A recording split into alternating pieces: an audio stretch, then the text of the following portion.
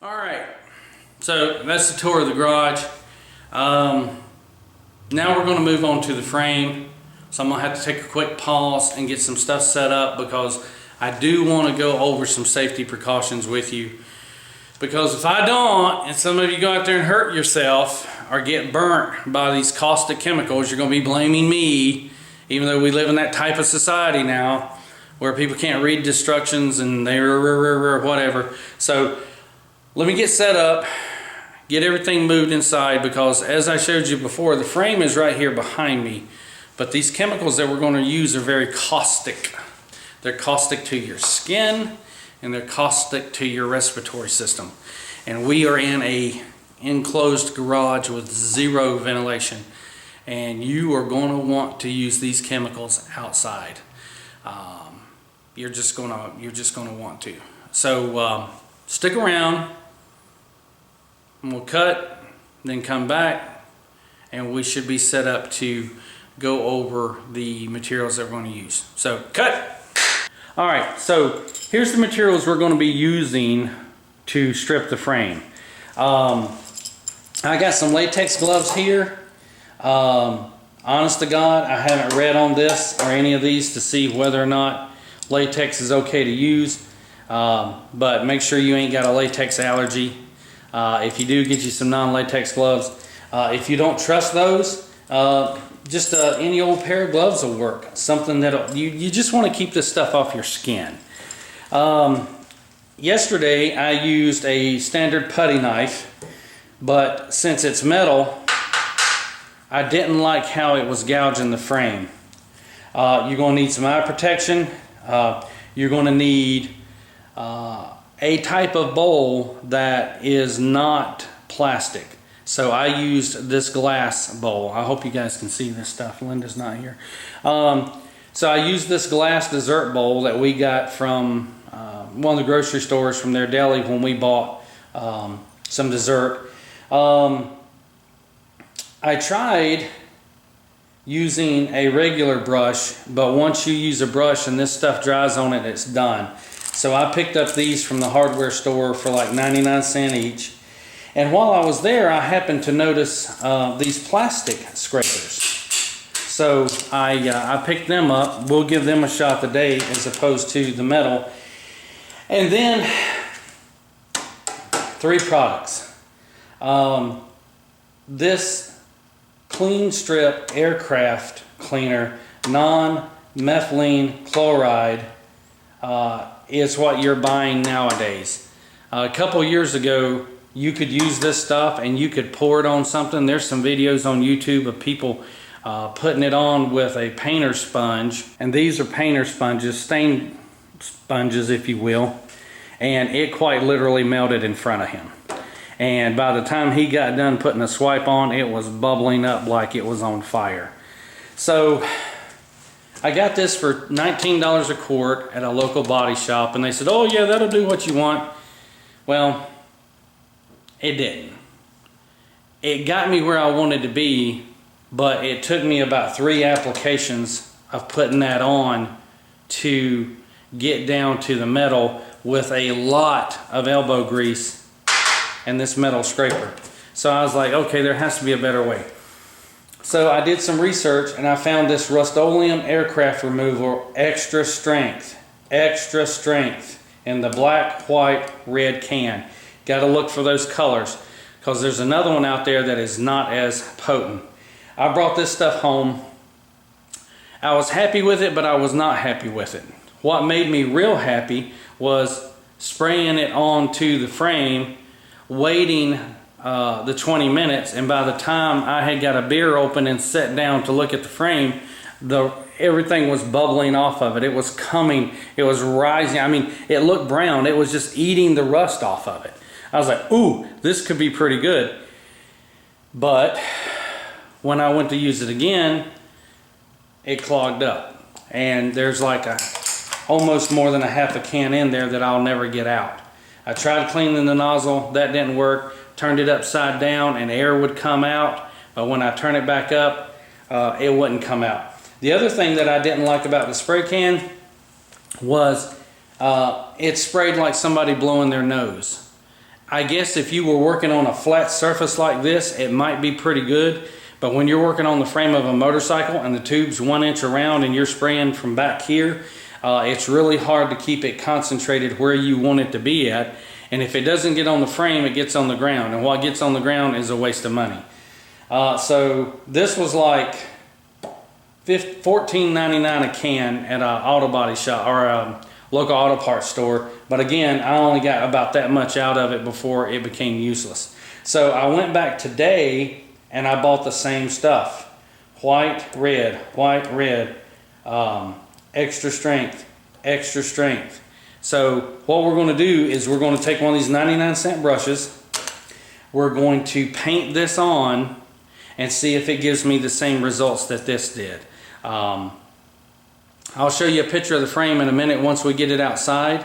Remember, outside. You don't want to use this stuff in an enclosed space. It will mess with your respiratory system and it's caustic to your skin. So I'm going to have to shoot this with my smartphone. It's just going to be easier to do that. We're outside, got the garage over here. I don't have any paper down here because typical weather here, we're getting gusts of wind and I'm not going to fight that wind blowing around. So as you can see, I've got it up elevated where I can just walk up and touch it. I'm an old man, I don't like to bend over unless I have to. So what you can see down here, this is the area that we've not done anything with. This is the area that we have done stuff with, and I hope you can see this. If you'll notice here, this top portion was done with the first cleaner, and I'm hoping that you can see what didn't want to come off. And that took 2 of those to make that happen. But if you'll look down the frame here, the front, you can see where it's almost beautiful. And it really came off good. And this piece back here, this was used with the Rust-Oleum spray-on stuff. And what we're going to do now is we're going to try to apply this stuff by painting it on and let it set up for about 25 minutes and see what happens. So stick around. So I went back to the camera with the tripod and I turned the frame on its side so we could get a nice level surface here. And I'm going to take some pictures of this. I know this lighting is not the best lighting in the world, but I think it might help to see how this stuff's going to work. So what we're going to do now is we're going to go ahead and get started. We're going to spread some on. We're going to let the camera watch it, and hopefully you can see how quickly it works. And I'll take some before and after pictures as well. So follow your directions. I got it in the glass. I got this. And all I'm really going to do is take and make sure that I have some on here, and I'm going to paint it down. They tell you not to go over it again after you've gotten it. After you put a coat on it, don't smear it again. So we're just going to work in a small section, dabbing it in here wherever it needs to go at, making sure that it's good. And we'll go ahead and get the sides of it as well. Now you'll notice I'm not using any gloves. That's because I don't like to use gloves. But there we go. So just a small, thin bit of it on there. We're going to take our handy dandy plastic scraper here and see what happens.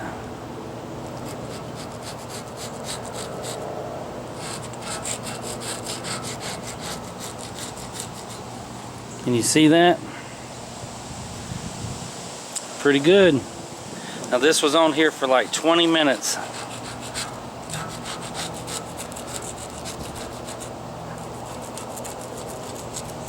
Alright. A little tough. I mean, you got to keep this stuff in mind. I mean, if you're working on a 4-year-old bike, that's one thing. If you're working on a 20-year-old bike, that's something else. But this is This is 30 years old here, y'all. 34 years old. Look at that. It's pretty good. Let's try the metal one since it's on a flat surface.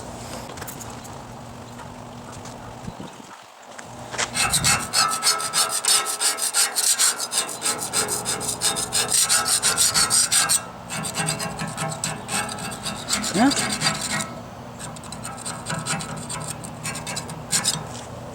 That's pretty good.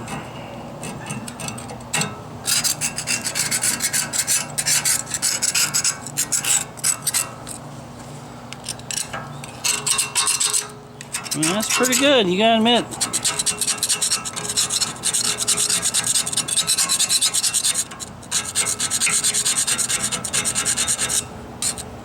That's pretty good. It's a lot better than what the other stuff did.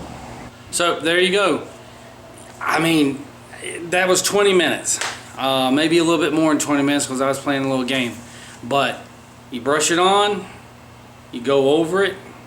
You don't go back and paint it like paint. You put one nice even flow over it. Let it sit for about 20-25 minutes. It came off with a plastic scraper. Now, yeah, okay, like I said, 34-year-old bike, 10-year-old bike, 5-year-old bike, 15-year-old bike. Might not be that hard, but it's a lot better buying that quart for $18 than it is to go pay somebody $150 or $200 to sandblast something. Second coat's been put back on, and you can see some of the bubbling. See how this stuff has raised the rust up off of it. Look at that. See if I can get a focus on that. Like 20 minutes on this second coat. Here's some of that hard stuff that was left over from the first one. And down here, look at this. Look at this crinkling. Just crinkles the paint off of it. That's crazy. I love this stuff.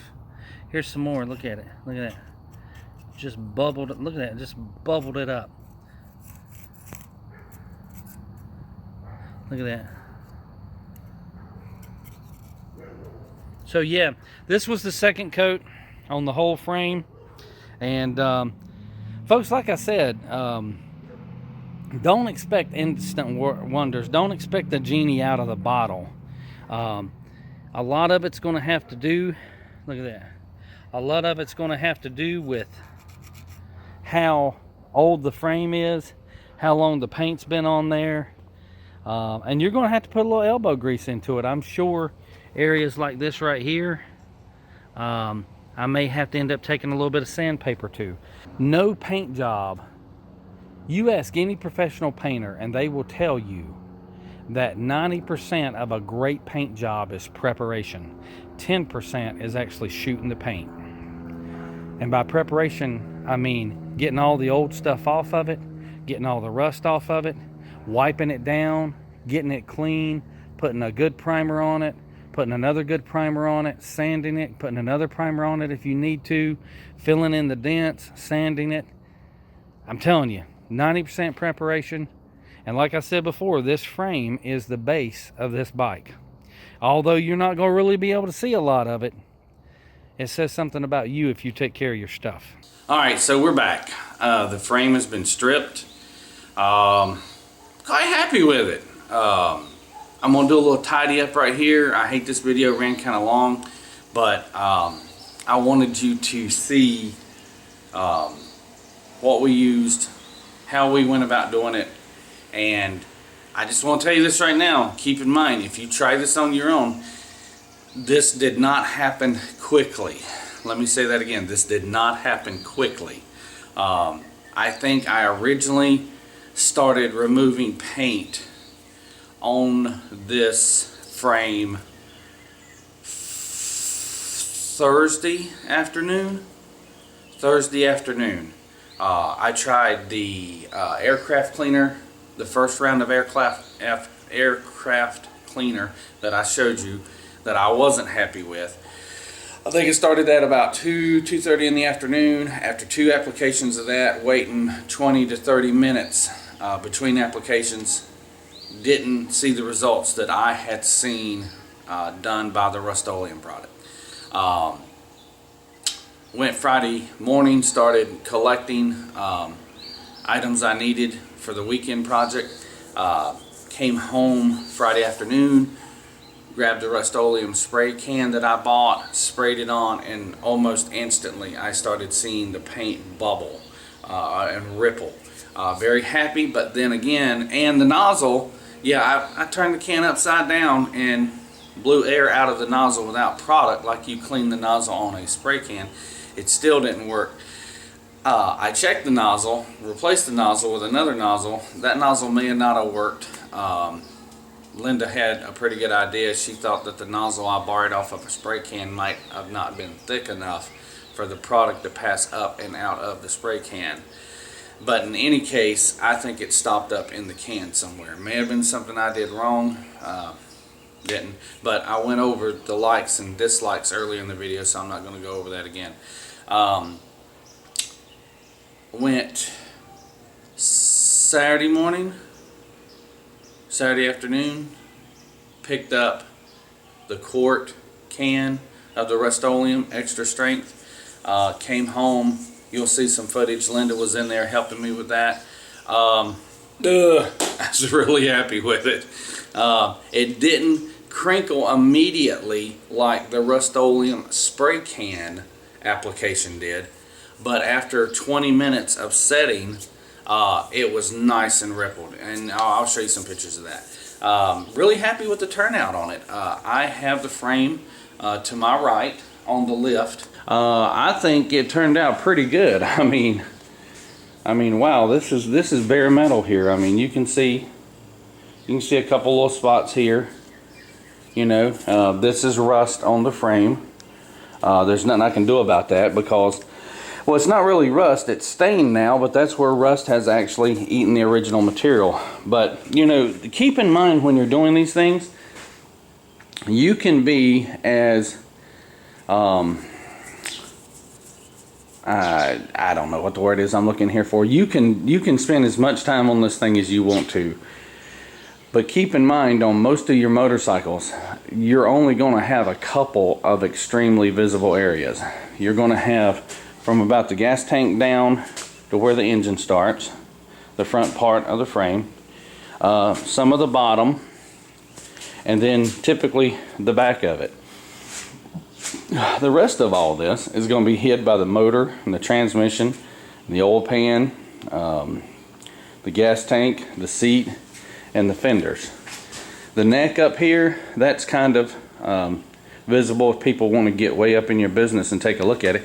And as you can see, there's some on here that, well, I only purchased another quart, and I ain't gonna lie to you, my arms are getting tired. So I spoke with the powder coater, and she said nooks and crannies they could take care of, but I still applied the material to this and still went at it as good as I could. And I feel with what they have here, they'll be able to get that out with the sandblaster. But you know, the frame, the front of the frames are beautiful. Down here, where your coil's going to mount, the mounting holes for your motor, the mounting holes for your transmission. Back here on the fender supports. Yeah, there's a little bit there, but nobody's going to see that. Down in here, where this is going to be seen a lot, that looks very good. So we'll just go around, take a look at the back end. Yeah, up in here, arms were getting tired, but nobody's ever going to see that. Areas down here and inside there, that's on the inside, nobody's ever going to see that. Again, going up the side here, man, I'm quite happy with it. I'm quite happy with how this turned out. All right, so there you go. Real quick, a little plug out here for another video in the series where me and Linda rebuilt the front forks on Hot Donna. And a couple closing things here. Remember, this isn't going to happen overnight. This is going to require some elbow grease. You're going to have some sore joints and muscles when you're done doing this if you're going to do it yourself. So you have to ask yourself, do I have the money to send it to somebody and pay that extra prep time for them that extra dollar value, or do you want to do it yourself? I'm a do-it-yourself kind of guy. I like doing things myself. Linda says I'll pay $500 to do something myself when I could pay somebody $100 to do it for me. But that's okay.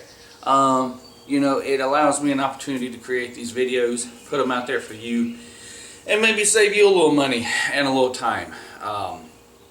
We're going to be shooting another video later today in the series on the brake caliper mounting bracket that we saw a potential problem with. And we're going to go through the problem and my solution and to check and see if the problem has been corrected or not. So that's a little teaser there. So we'll start working on that in a little bit. So there you go. Some of these videos are going to be long. Some of these videos are going to be kind of short. We're going to try to knock them out and get through this. But in all reality, today is Sunday. We'll be dropping off the frame, and we're going to drop off 3 other pieces with the frame to be powder coated. We're going to be dropping off the lower stem assembly, which is the bottom part of your triple tree where your forks come in. If you can see it, probably the piece right behind the spotlights right here, that your main stem assembly goes into, that your top triple tree bolts into. We're going to have the bottom of that powder coated, and your lower controls on Donna have 2 brackets that come off the side, one for your right floorboard and your rear brake pedal, and the mount on the left side of the bike for your left floorboard. We made the decision to go ahead and have all 3 of those parts powder coated, since they attach directly to the frame as opposed to having them re-chromed. And drop the chroming stuff, all the stuff off to be chromed on Friday. We should get that in the back in about 3 weeks. So next up, video on brake caliper bracket potential problem. Alright YouTube, hey, I appreciate you watching. Rate, comment, share. Y'all take care. See you soon.